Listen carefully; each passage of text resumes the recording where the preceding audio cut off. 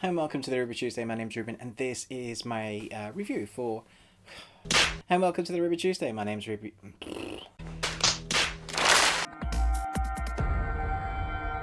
And welcome to the Ruby Tuesday. My name is Ruben, and this is my movie review for Vivo, a new Netflix original movie.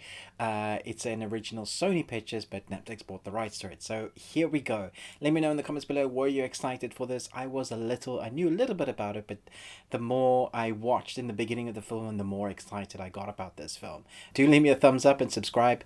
Let's jump in. Vivo follows a one-of-a-kind Kinkajou, aka a rainforest honey bear, who spends his days playing music to the crowds in a lively square with his beloved owner Andrés. Though they may not speak the same language, Vivo and Andrés are the perfect duo through their common love of music. So this is Sony Pictures' first original musical animation film. It has original songs from Lin-Manuel Miranda, who is obviously a musical genius. Seeing him depicted as the Kinkajou, which is fantastic. He really creates a character of his own, and that's what I like about, I think, Lin-Manuel's acting, because we've seen him in a number of performances, not just musicals, and I always feel like he kind of grabs your attention. He has a lot of presence on screen, and that comes through with the voice work that is depicted with this Kinkajou. I have to say, I was pleasantly surprised by the story of it, the emotionality that the story took me in. I had some tears. 2 tears at the beginning and 2 tears at the end. 4 tears were shed while watching this film. But it won't connect with everybody. I had my 16-year-old son watching with me and my wife, and they both lasted various times, but they didn't last towards the end. I, however, who am not a massive fan of musicals, I have grown up watching musicals because my mother and my sister, they just love musicals, and so I was inundated to stuff like The Sound of Music and anything else in between, you know, Cats, Les Mis, you name it, I saw it, The Lion King, all of that. And so I know a little bit about it, and I understand a little bit of the quality that you get in musicals, because both my mother and my sister have massive singing backgrounds. And so that was always thrust into me as I was growing up. And so when you hear quality, I think everybody understands when you hear quality, it just kind of comes through.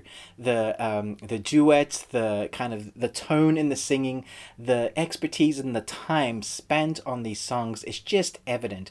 So you have a very vibrant color palette that the story makers from the Sony Pictures have wanted to get across, and I think that is very evident. And then you have a very interesting take on the human persons. They look very interesting. There's different shapes. I think their lips are fuller. It's their own kind of stylistic choice of how they wanted to make people look, and so you have that's very, you know, unique about this film. So you have this vibrancy, you have the unique look of the animation, and then you have these new songs that are seriously catchy. And there's definitely going to be a few families around the world that'll probably end up hating this film because the kids are going to want to play it over and over and over again.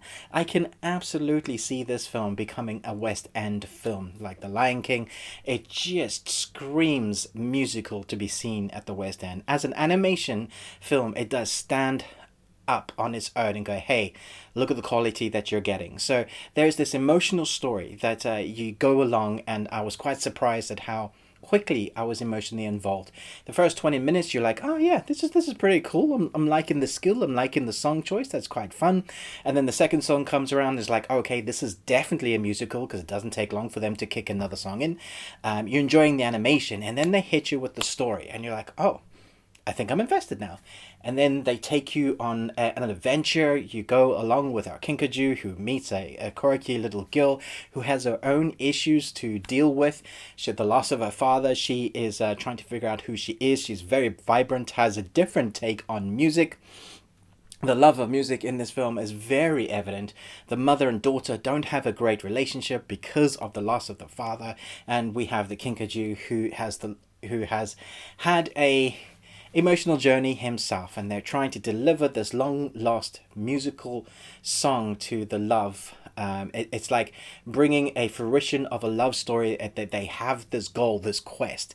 It's a quest journey, and those are always fun because they go through this journey, they go through the glades. One of my favorite parts of the film, there's this glades where they meet really interesting different animal characters and human characters, and each character seems, you know, very well realized that they know who they are. The animators knew exactly what they wanted to do with that, and the numbers, the musical numbers aren't just musical numbers for the sake of, hey, let's put another musical number in this.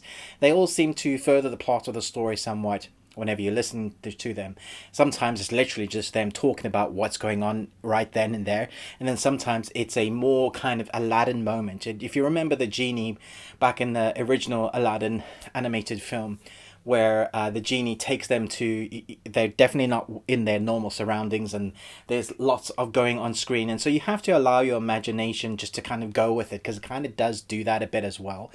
And you definitely have to allow yourself to understand that you're hearing the Kinkajou speak English, but no one else understands what the Kinkajou is saying. Whenever they flash back to what the Kinkajou is saying, it's always like, yep, yep, yep, yep, yep, like, you know, kind of ape monkey noises. And so they do. It's a weird thing. It took me a couple of moments to be like, okay, so the monkey's talking, but they don't actually understand. It's just through mannerisms, but this monkey is seriously talented because he can play all these musical instruments, and everybody just goes, yeah, okay, because in animation land, that's kind of what goes on. But it's highly enjoyable. It has a really lovely story about life and many themes that it's tackling that doesn't kind of thrust the themes in your face. You enjoy the journey, you enjoy the adventure. At the end of the day, it leaves you feeling, I feel good about that film. Yeah, it left you feeling, yeah, there was a moral of the story, and they all come out better for it. But the animation was great. The kids are going to love it. I think as a family film, you're going to love it if your kids love musicals, if they love the vibrancy, if you have younger ones. And if you yourself like talent in musical numbers, you're probably going to enjoy it. If not, it may not be for you, because I know musicals do turn people away, and animations turn some adults away. So it does have that. There is a genre, a niche genre. I'm going to give this an A minus, but I can see where people would score it lower. I think as an animation film, it's very interesting. It does its job well. The score is going to get stuck in your head. The songs definitely you'll want to play again if you are in love with this type of genre, and I wouldn't be surprised if this isn't like on the West End very soon. Thanks so much for watching this, but most of all, until next time, remember, live long and Tuesday.